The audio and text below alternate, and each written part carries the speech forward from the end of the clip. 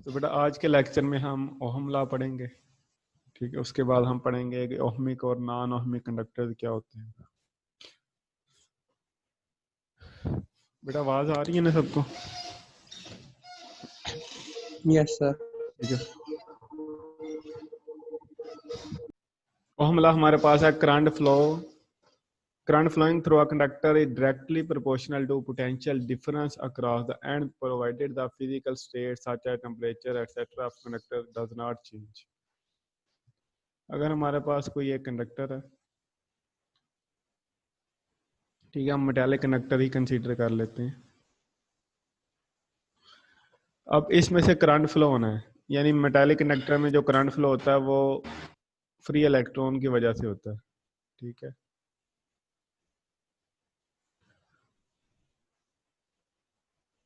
हमने एक बैटरी इसके साथ लगा दिया, यानी कंडक्टर के एंड पे हमने पोटेंशियल डिफरेंस अप्लाई कर दिया। ओम लॉ में ये कहता है कि current flowing through conductor is directly proportional to potential difference, यानी हमने कंडक्टर के एंड पे जितना ज्यादा पोटेंशियल डिफरेंस अप्लाई करेंगे उतना ज्यादा करंट फ्लो होगा। क्योंकि हम जो पोटेंशियल डिफरेंस अप्लाई करते हैं या हम बैटरी लगा के पोटेंशियल डिफरेंस अप्लाई कर रहे होते हैं, बेसिकली हम इलेक्ट्रॉन को एनर्जी प्रोवाइड कर रहे होते हैं। अब हमने नेगेटिव टर्मिनल मेटालिक कंडक्टर की इस साइड पे कनेक्ट किया और पॉजिटिव टर्मिनल इस साइड पे कनेक्ट किया।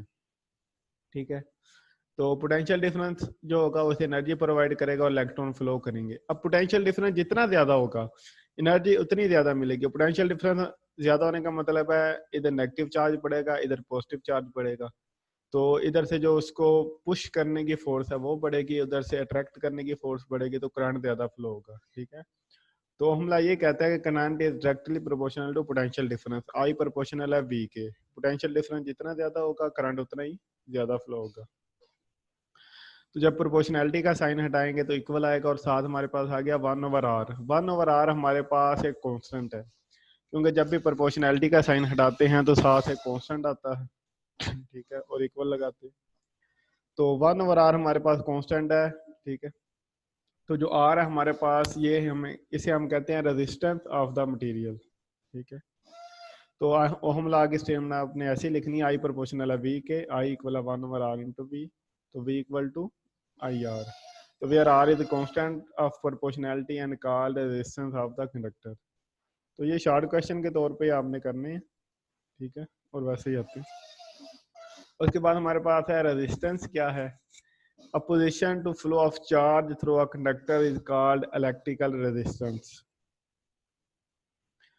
अब कंडक्टर में से चार्ज फ्लो करने के रास्ते में जो अपोजिशन आ रही है उसे हम कहते हैं रेजिस्टेंस। ठीक है, रेजिस्ट करना, अपोज करना।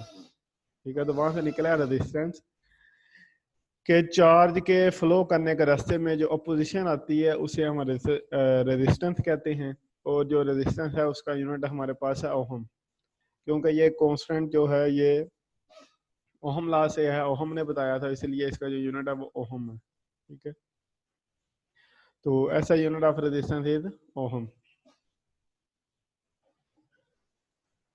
ठीक है, तो ओहम लॉ हमारे पास क्या क्या, current flowing through a conductor is directly proportional to potential difference applied across the end. ठीक है, पोटेंशियल डिफरेंस जितना ज्यादा अप्लाई करेंगे करंट उतना ज्यादा फ्लो होगा, लेकिन उसकी कंडीशन है कि बाकी उसकी कंडीशन चेंज ना हो, यानी टेम्परेचर हम चेंज नहीं कर रहे। ठीक है, फिजिकल स्टेट चेंज नहीं कर रहे तो उस लिहाज से अगर हम टेम्परेचर चेंज करेंगे तो करंट फ्लो करने पे फर्क आ जाएगा। अब रेजिस्टेंस जो है हमारे पास उसका यूनिट है ओहम, और ओहम को हमने डिफाइन करना है। Resistance is said to be 1 ohm when 1 ampere current passes through the conductor due to the potential difference of 1 volt across its end। तो बेटा V equal to I R ohm law है, तो यहाँ से R हमारे पास आ जाएगा V over I। Resistance 1 ohm तब होगी अगर हम 1 वोल्ट पोटेंशियल डिफरेंस अप्लाई करते हैं और उसकी वजह से करंट जो फ्लो होता है वो 1 एम्पियर हो, तो हमारे पास जो रेजिस्टेंस होगी वो 1 ओहम कहलाएगी। ठीक है, कि कंडक्टर के एंड पे हमने जो पोटेंशियल डिफरेंस अप्लाई किया वो 1 वोल्ट है, और उस पोटेंशियल डिफरेंस की वजह से जो करंट फ्लो हुआ है वो 1 एम्पियर है, तो जो हमारे पास रेजिस्टेंस है वो 1 ओहम कहलाएगी। तो R इक्वल है V ओवर आई, V भी 1 वोल्ट हो और I भी 1 एम्पियर हो, तो हमारे पास होगी 1 ohm. Resistance is said to be 1 ohm when 1 ampere current passes through the conductor due to the potential difference of 1 volt across its end। ठीक है, पीछे ओहम लॉ में हमने पढ़ा कि current is directly proportional to potential difference across the end. तो अगर potential difference 1 volt है और उसकी वजह से करंट 1 एम्पियर फ्लो कर रहा है, तो जो हमारे पास रेजिस्टेंस होगी वो 1 ओहम होगी। रेजिस्टेंस डिपेंड किस पे करती है? Resistance of the conductor depend upon dimension of the conductor. Dimension का मतलब है लेंथ और उसका एरिया ऑफ क्रॉस सेक्शन, और फिजिकल स्टेट ऑफ कंडक्टर कि कंडक्टर की फिजिकल स्टेट क्या है, यानी टेम्परेचर के हवाले से। टेम्परेचर इंक्रीज करेंगे रेजिस्टेंस इंक्रीज होगी, टेम्परेचर डिक्रीज करेंगे रेजिस्टेंस डिक्रीज होगी, ये टेम्परेचर पे डिपेंड कर रही होती है। फिजिकल स्टेट में उसकी शेप भी आती है, वो डिमेंशन में आती है। ठीक है, डिमेंशन ऑफ द कंडक्टर में उसकी जो शेप है, लेंथ, एरिया वगैरह, ये उसके डिमेंशन में आती है, क्योंकि हम शेप को लेंथ और एरिया के लिहाज से डिफाइन कर रहे होते हैं ना। ठीक है, तो फिजिकल स्टेट में टेम्परेचर वगैरह आ रहा है। और उसके बाद है नेचर ऑफ द कंडक्टर, कि कंडक्टर की नेचर क्या है। जो गोल्ड का कंडक्टर है उसकी जो रेजिस्टेंस है वो कुछ और होगी, जो हमारे पास सिल्वर है उसकी कुछ और होगी, आयरन की कुछ और होगी। ठीक है, तो रेजिस्टेंस डिपेंड करती है डिमेंशन यानी लेंथ और एरिया पे, टेम्परेचर पे, और नेचर क्या है यानी मटेरियल कौन सा है। अब लास्ट लाइन आपने याद रखनी है कि stress on a conductor changes it's dimension and hence it resistance. जो स्ट्रेस होती है हमारे पास उसे हम कहते हैं फोर्स पर यूनिट एरिया। ठीक है, फोर्स पर यूनिट एरिया, ये प्रेशर भी इसी तरह होता है। ठीक है, तो अगर हम स्ट्रेस अप्लाई करेंगे तो कंडक्टर की शेप चेंज हो जाएगी। ठीक है, जब कंडक्टर की शेप चेंज होगी, उसकी लेंथ यानी लेंथ या एरिया चेंज हो रहा है, तो जिसकी वजह से उसकी रेजिस्टेंस भी चेंज हो रही होगी। ठीक है, अगर हमारे पास ये मेटालिक कंडक्टर हो, आप फोर्स लगा के इसकी लेंथ को इंक्रीज कर देते हैं या इसके एरिया को कम कर देते हैं, तो रेजिस्टेंस भी उसी लिहाज से चेंज होगी। ठीक है, तो रेजिस्टेंस डिपेंड करती है डिमेंशन यानी लेंथ और एरिया पे, टेम्परेचर पे, और नेचर ऑफ द कंडक्टर पे। अगर आप लेंथ या एरिया चेंज करते हैं तो रेजिस्टेंस चेंज होगी, टेम्परेचर चेंज करते हैं रेजिस्टेंस चेंज होगी, और हर मटेरियल की अपनी एक रेजिस्टेंस होती है। बड़े यहाँ तक बात क्लियर है?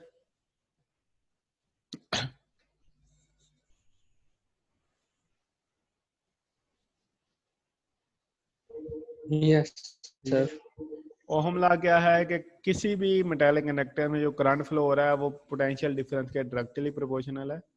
पोटेंशियल डिफरेंस जितना ज्यादा होगा करंट उतना ज्यादा फ्लो करेगा। आई प्रोपोर्शनल है वी के, और वी इक्वल आ गया आई आर के। आर हमारे पास रेजिस्टेंस है, कांस्टेंट प्रोपोर्शनैलिटी है। ठीक है, रेजिस्टेंस क्या होती है? Opposition to flow of charge. Charge को फ्लो करने के रास्ते में जो अपोजिशन आ रही होती है उसे हम रेजिस्टेंस कहते हैं, उसका यूनिट है ओहम। ठीक है, रेजिस्टेंस 1 ओहम कब होगी? अगर हम 1 वोल्ट का पोटेंशियल डिफरेंस अप्लाई करते हैं और उसकी वजह से जो करंट फ्लो होता है वो 1 एम्पियर हो, तो रेजिस्टेंस 1 ओहम कहलाएगी। और डिपेंड करती है लेंथ पे, एरिया पे, फिजिकल स्टेट, टेम्परेचर पे, और नेचर ऑफ कंडक्टर पे।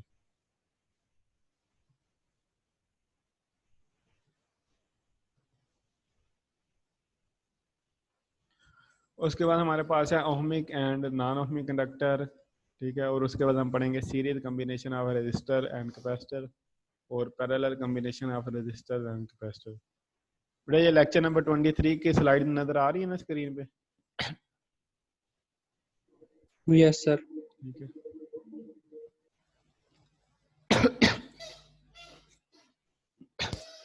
तो हमारे पास है ओहमिक कंडक्टर।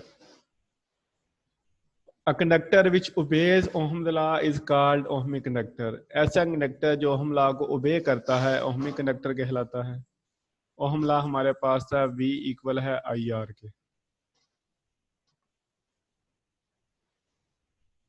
ठीक है, यानी current is directly proportional to voltage. तो अगर हम ग्राफ ड्रा करते हैं वोल्टेज और करंट के दरमियान, तो वो ग्राफ एक स्ट्रेट लाइन आता है जो ये शो कर रहा है कि जो वोल्टेज और करंट है ये डायरेक्टली प्रोपोर्शनल है, और कांस्टेंट रेट से, एक जैसे रेट से वो इंक्रीज होने हैं, और आर इसमें कांस्टेंट है, आर इक्वल आ जाएगा वी ओवर आई के। ठीक है, तो अगर हम ग्राफ ड्रा करें ओहमिक कंडक्टर का, ऐसे कंडक्टर जो ओहम लॉ को ओबे करते हैं, ओहम लॉ क्या है जी, एक current is directly proportional to applied voltage, तो आर इक्वल है वी ओवर आई के। अगर हम ऐसे कंडक्टर का ग्राफ ड्रा करें तो वो ग्राफ एक स्ट्रेट लाइन आता है जो कि ये शो करता है कि उस कंडक्टर की जो रेजिस्टेंस है वो कांस्टेंट है, चेंज नहीं हो रही। ठीक है, if we sketch the graph between current and the potential difference for an ohmic conductor, then the graph must be a straight line, so the value of resistance remains constant। ठीक है, तो ऐसे conductor जो हम law को ओबे करते हैं ओहमिक कंडक्टर कहलाते हैं। और अगर हम उन कंडक्टर के लिए वोल्टेज और करंट के दरमियान एक ग्राफ ड्रा करें तो ग्राफ एक स्ट्रेट लाइन आता है जो शो करता है कि उसकी रेजिस्टेंस कांस्टेंट है। ठीक है, जैसे मेटालिक कंडक्टर हो गए लाइक कॉपर, सिल्वर, गोल्ड वगैरह। ठीक है, और ये अगर हम टेम्परेचर इंक्रीज करते जाए ना तो रेजिस्टेंस चेंज होती है, फिर वो ओहमिक की तरह बिहेव नहीं भी करते। तो नॉन ओहमिक कंडक्टर क्या है, ऐसे कंडक्टर जो ओहम लॉ को ओबे नहीं करेंगे। ठीक है, उन्हें हम नॉन ओहमिक कंडक्टर कहते हैं, यानी जो हमारे पास ओहम लॉ है V equal to I R, ये इसको ओबे नहीं करते। ओबे क्यों नहीं करते, उनकी रेजिस्टेंस चेंज हो जाती है।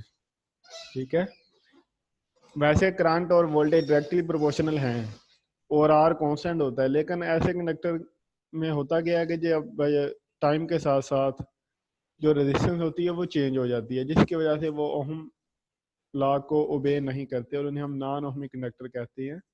अगर ऐसे कंडक्टर के लिए हम वोल्टेज और करंट के दरमियान ग्राफ ड्रा करें तो वो एक स्ट्रेट लाइन नहीं आता, हो सकता है थोड़ी देर तक वो स्ट्रेट लाइन हो, आगे जाके फिर वो कर्व हो जाए। अगर हम ये वाला ग्राफ देखें तो यहाँ से लेके अगर आप यहाँ तक देखें तो तकरीबन स्ट्रेट लाइन है। ठीक है, यानी कुछ देर तक ये हमला बेकार है, लेकिन आगे जाके ये स्ट्रेट लाइन नहीं रही बल्कि एक कर्व हो गई है। इस तरह जो हमारे पास दूसरा ग्राफ है इसमें भी ये थोड़ी सी देर तक स्टार्ट में स्ट्रेट लाइन है, उसके बाद स्ट्रेट लाइन नहीं है। ठीक है, तो क्योंकि इनकी रेजिस्टेंस चेंज हो रही होती है। अब ग्राफ एक स्ट्रेट लाइन नहीं है, ठीक है, तो रेजिस्टेंस कांस्टेंट नहीं रहेगी। ठीक है, ऐसे कंडक्टर जो ओहम लॉ को ओबे नहीं करते नॉन ओहमिक कंडक्टर कहलाते हैं। If we sketch the graph between current and the potential difference for a non-ohmic conductor, then the graph is not a straight line, so the value of resistance does not remain constant। तो जो graph आएगा वो एक straight line नहीं आएगा और resistance constant नहीं रहेगी। For example semiconductor diode, semiconductor के बारे में आपको बताया था कि ऐसे मटेरियल होते हैं जो कंडक्टर और इंसुलेटर के माबैन बिहेव कर रहे होते हैं। और टंगस्टन फिलामेंट वगैरह ये हमारे पास नॉन ओहमिक कंडक्टर हैं।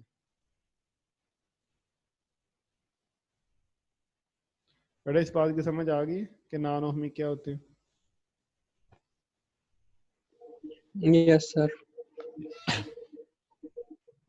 उसके बाद हमारे पास है ये एक शॉर्ट क्वेश्चन लेता भी आ जाता है कि टंगस्टन फिलामेंट है जो बल्ब है या बल्ब का जो फिलामेंट है वो हमला को बे क्यों नहीं करता। तो हमने ग्राफ बनाया है टंगस्टन फिलामेंट के लिए वोल्टेज और करंट के दरमियान में।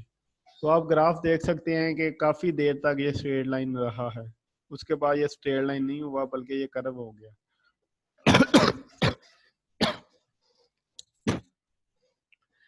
इसमें होता इस तरह है कि जब हम बल्ब ऑन करते हैं शुरू में तो जो फिलामेंट है वो हमला को बे करता है, यानी करंट वोल्टेज के डायरेक्टली प्रोपोर्शनल होता है। लेकिन जैसे बल्ब चलता रहता है टाइम के साथ साथ टेम्परेचर इंक्रीज करता है। ठीक है, क्योंकि करंट फ्लो हो रहा है जिसकी वजह से टेम्परेचर इंक्रीज करता है। जब टेम्परेचर इंक्रीज करता है तो उसकी जो रेजिस्टेंस है वो इंक्रीज हो जाती है, यानी कांस्टेंट नहीं रहती। ठीक है, जब रेजिस्टेंस कांस्टेंट नहीं रहती तो वो ओहम लॉ को ओबे नहीं करता। ठीक है, for tungsten filament bulb the deviation of IV graph from a straight line, deviation का मतलब होता है इनहराफ, यानी स्ट्रेट लाइन ग्राफ था लेकिन इनहराफ क्यों किया है, due to increase in resistance of the filament with temperature, क्योंकि फिलामेंट की टेम्परेचर के लिहाज से रेजिस्टेंस इंक्रीज हो गई है। As the current through filament is increase from zero, the graph is a straight line in the initial stage. शुरू में जब करंट इंक्रीज हो रहा था तो जो ग्राफ था वो एक स्ट्रेट लाइन था, because change in resistance is zero. तो इनिशियल स्टेज पे रेजिस्टेंस चेंज नहीं हो रही थी। The resistance of the filament continues to increase with rise in temperature, और टेम्परेचर के लिहाज से रेजिस्टेंस इंक्रीज होगी, जिसकी वजह से ग्राफ एक स्ट्रेट लाइन नहीं रहेगा। ठीक है, जब हम बल्ब ऑन करेंगे शुरू में, तो करंट और वोल्टेज डायरेक्टली प्रोपोर्शनल होंगे और शुरू में जो रेजिस्टेंस है वो कांस्टेंट रहेगी। लेकिन जैसे जैसे टेम्परेचर इंक्रीज होगा रेजिस्टेंस इंक्रीज होगी, जिसकी वजह से ग्राफ एक स्ट्रेट लाइन नहीं रहेगा। तो ये एक अलग शार्ट क्वेश्चन आ जाता है कि why I V graph deviate from a straight line for a tungsten filament bulb. ठीक है, यहाँ ये भी क्वेश्चन आ जा सकता है कि why tungsten filament bulb is a non ohmic, या why tungsten filament bulb behave as a non ohmic conductor. ठीक है, तो ये 2 नंबर का शॉर्ट क्वेश्चन आ जाता है, ये आपने कर लेना।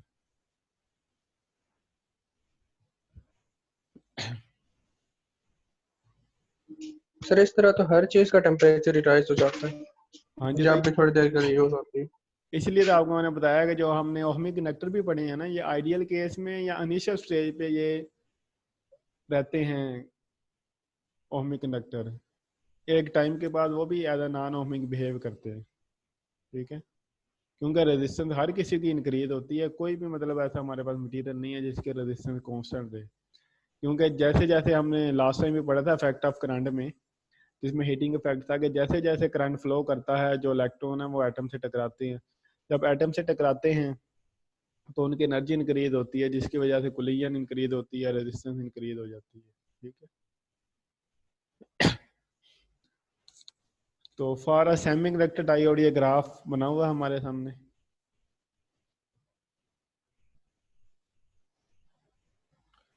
ये हमारे पास डायोड का सिंबल है। अभी आपने सिर्फ इतना याद रख लेना है, ये वैसे हम 18 चैप्टर में जाके पढ़ लेंगे।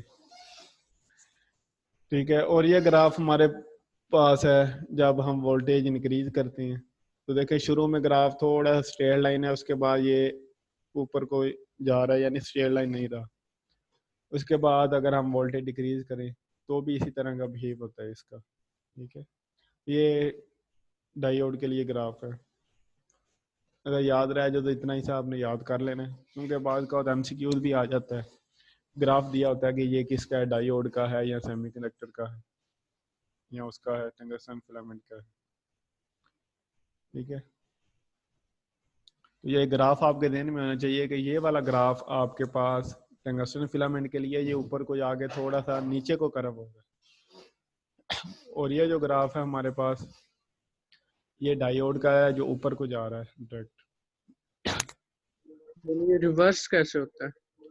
वोल्टेज आप कम करेंगे तो भी वो ऊपर ही जाएगा ना स्लो स्पीड में। नहीं नहीं, असल में ये देखें, ये हमारे पास ओरिजिन है ना, ये वाला हिस्सा, यहाँ पे हमने वोल्टेज 0 कर दिया। उसके बाद हम वोल्टेज रिवर्स करते हैं। रिवर्स का मतलब है हम नेगेटिव वोल्टेज अप्लाई करते जा रहे हैं। ठीक है, ये जो हमारे पास डायोड होता है ना, ये हम डिटेल से पढ़ेंगे 18 चैप्टर में। ये जिस साइड पे लाइन लगी हुई है ना, ये इसका नेगेटिव टर्मिनल होता है और ये पॉजिटिव टर्मिनल होता है। अगर हम बैटरी के पॉजिटिव टर्मिनल को डायोड के पॉजिटिव टर्मिनल से और नेगेटिव टर्मिनल को नेगेटिव टर्मिनल से कनेक्ट करें तो ये वाला हिस्सा हमारे पास बनता है, फॉरवर्ड बायस जिसे कहते हैं। अगर हम उल्ट कर दें, यानी हमने बैटरी के पॉजिटिव टर्मिनल को नेगेटिव से कनेक्ट किया और नेगेटिव को पॉजिटिव से कनेक्ट किया, तो ये रिवर्स बायस की कंडीशन है, उसका ग्राफ इस तरह आता है। ठीक है,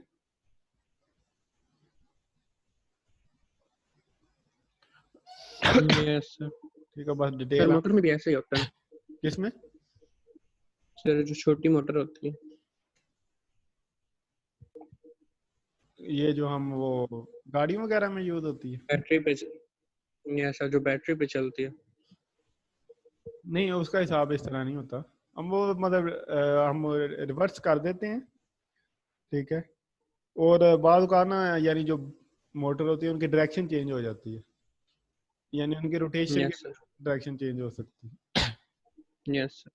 उसके बाद हमारे पास है series combination of register and capacitor. तो ये बेसिकली आपने ना इनके फार्मूले याद रखने हैं, जो इंपॉर्टेंट चीज इसमें याद रखने वाली है, बाकी मतलब आपके ध्यान में होना चाहिए।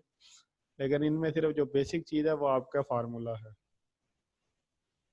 सीरीज कम्बिनेशन का मतलब है कि अब जो रजिस्टर आपको नजर आ रहे हैं, सीरीज कम्बिनेशन का मतलब है कि एक रजिस्टर है आपके पास, उसके दूसरे एंड को, ठीक है, आपने दूसरे रजिस्टर के पहले एंड से कनेक्ट किया, फिर दूसरे के दूसरे एंड को तीसरे के पहले से कनेक्ट किया, फिर तीसरे के दूसरे एंड को चौथे के पहले से कनेक्ट किया। तो इस तरह यानी एक लाइन में जो आप कंबाइन कर रहे होते हैं उन्हें हम कहते हैं सीरीज कम्बिनेशन।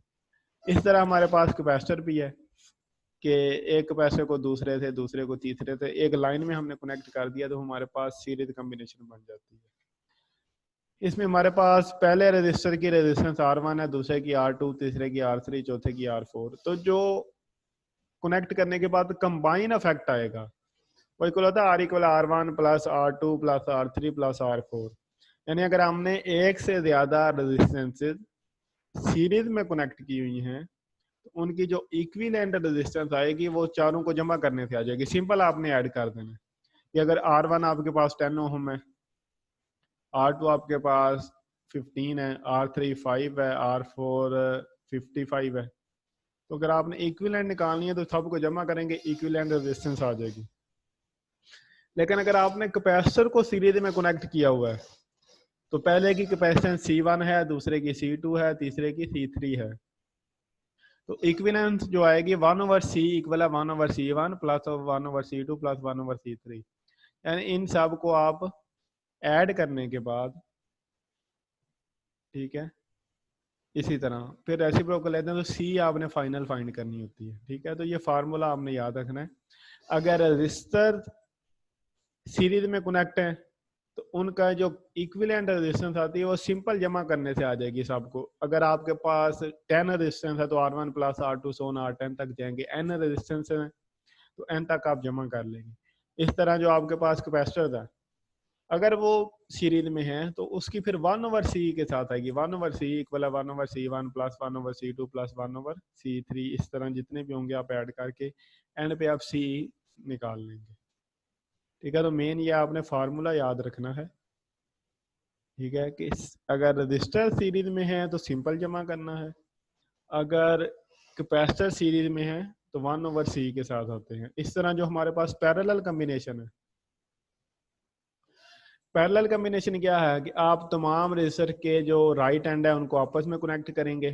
ठीक है, जैसे इधर देख लें 3 रजिस्टर हैं, तीनों के राइट एंड को हमने आपस में कनेक्ट किया और तीनों के लेफ्ट एंड को हमने आपस में कनेक्ट किया।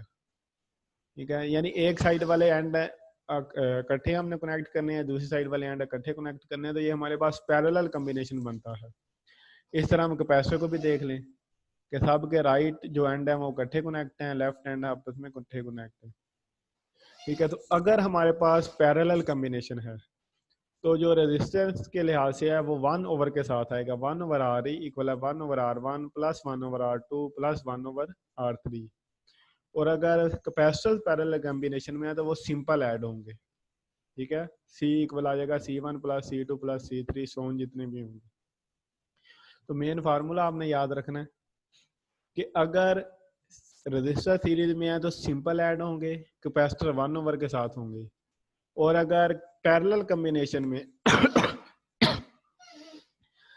रेजिस्टेंस पैरेलल कम्बिनेशन में रेजिस्टेंस जो इक्विवेलेंस है वो आती है 1 के साथ, और कैपेसिटेंस सिंपल हम ऐड करते हैं। तो ये डिफरेंस आपको याद आना चाहिए। ये अक्सर MCQ आ जाता है कि हमें 2 या 3 रेजिस्टेंस या कैपेसिटेंस दी होती है और कहा जाता है कि इक्विवेलेंस निकालें, तो फिर आपने पैरेलल और सीरीज का ध्यान करना है। ठीक है, सीरीज में रेजिस्टेंस के लिए सिंपल फार्मूला और कैपेसिटर के लिए 1 के साथ। इसी तरह पैरेलल में रेजिस्टर 1 के साथ और कैपेसिटर सिंपल ऐड करने से आते हैं। बड़ा याद रह जाएगा ना इतना।